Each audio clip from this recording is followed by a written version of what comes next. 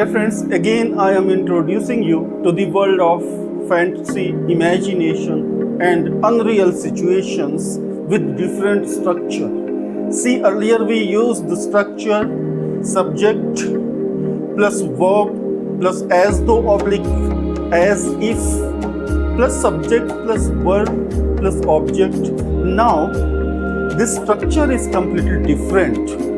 That was more formal, and it is this structure, this use the same conjunction as though oblique as if is used in common conversation, general conversation, and that is prevalent in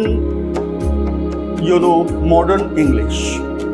But in terms of examination, earlier one was more powerful, more formal, and let us practice here. It is also used for unreal or unlikely situations. जो unreal situations हैं, unlikely हैं, जो possible नहीं है, truly impossible लगती है, उन situations के साथ इसे भी यूज करते हैं, बट स्ट्रक्चर अलग है. ठीक है ना. अब यहाँ पे देखेंगे सब्जेक्ट है प्लस वर्ब है. यहाँ पे वर्ब कुछ भी हो सकती है. हम यहाँ पे प्रेजेंट भी यूज कर सकते हैं और इसके साथ हम यूज पास्ट भी कर सकते हैं. So you have to understand it कि यहाँ पे ये पास्ट भी हो सकता है, प्रेजेंट भी हो सकता है, as though oblique as if plus past tense, इधर पास्ट रहेगा, है ना. ये लेस फॉर्मल है, वर्ब से लेस फॉर्मल है, जो पहले बता दिया था. अब यहाँ पे एग्जाम्पल देखते हैं. एग्जाम्पल ए है, she talks as if oblique as though she knew everything. उसने ऐसे बात किया, करती है वह ऐसे बात करती जैसे सब जानती हो. ठीक है ना. तो वो दूसरा B, number B, she behaved as though she owned the house. यहां पे बिहेव्ड यूज हुआ है. देखिए वर्ब का सेकेंड फॉर्म पास्ट है, सिंपल पास्ट है. यहां पे भी सिंपल पास्ट है. She behaved as though she owned the house. उसने ऐसा बर्ताव किया जैसे घर खुद का हो उसका, है ना. तो यहाँ पे एम्फसिस किया हुआ है द के साथ.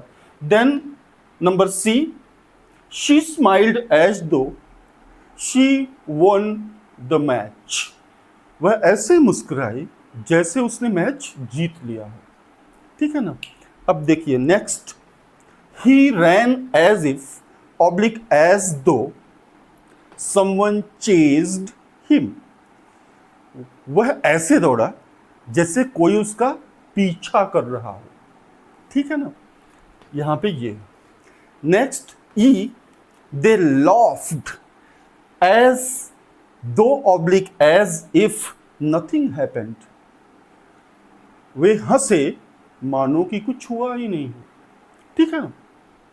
अब यहां पे देखें तो हम ये सेम स्ट्रक्चर को उसी मीनिंग में यूज कर रहे हैं, बट ये जो है ये मोर कॉन्वर्सेशनल है, लेस फॉर्मल है. एग्जाम्स में वो स्ट्रक्चर यूज करेंगे जिसके साथ वर है.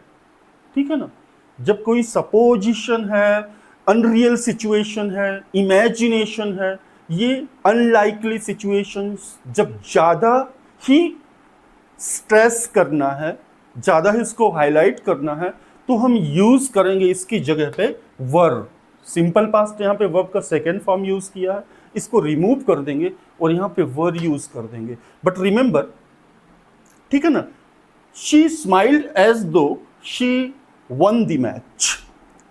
वह मुस्कुराती है जैसे कि उसने मैच जीत लिया हो, या इसको पास्ट में भी यूज कर देंगे, वह मुस्कुराई जैसे उसने मैच जीत लिया. ठीक है ना.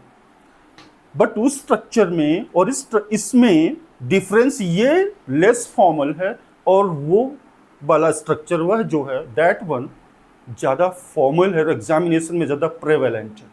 ठीक है ना.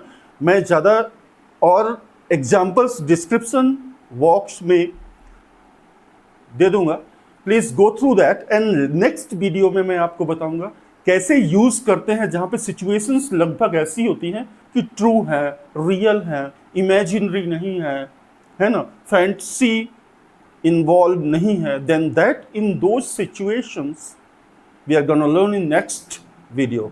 Till then, have a good luck. Please do like, subscribe and share my video.